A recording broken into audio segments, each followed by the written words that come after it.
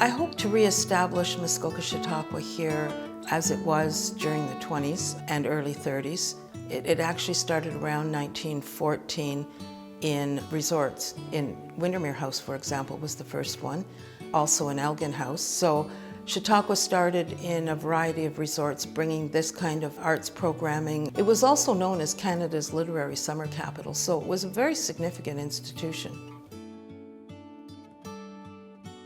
The roots came out of Windermere, and it was a cultural phenomenon that swept before TV. It was like the circus coming to town, only it wasn't a circus. It was sort of an information gathering, and the vibration is just that conversation carries on. You just don't go away and watch something, you become part of it. So I think that's a big piece of the Chautauqua movement. In Muskoka, once they had their own resort on Tobin Island, people would be in robes and they would have maple leaf crowns, and the kids would be throwing, flower petals on the path as they walked up from the lake to the resort and received their certificate for their studies. Really, it's built on 4 pillars, and the pillars are the arts, education, spirituality, and recreation.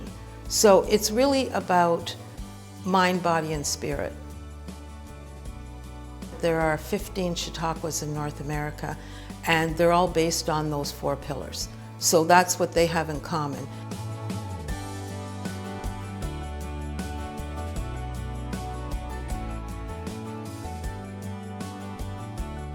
The conversation. I think the conversation is the big thing, and I think we've stopped having that. We've stopped having those personal one-on-ones with people. We don't have that. We don't have those porch conversations very much anymore. We've got a lot of work to do as human beings to sort of put this planet back on its right axis, and I think Chautauqua can be a part of that. Just that conversation piece, I think. The other thing that's really important about Chautauqua is that it brings people together that wouldn't necessarily come together. So the programming draws people from the local community, the cottage community, and visitors to the area. It's for everybody. Anybody can Chautauqua.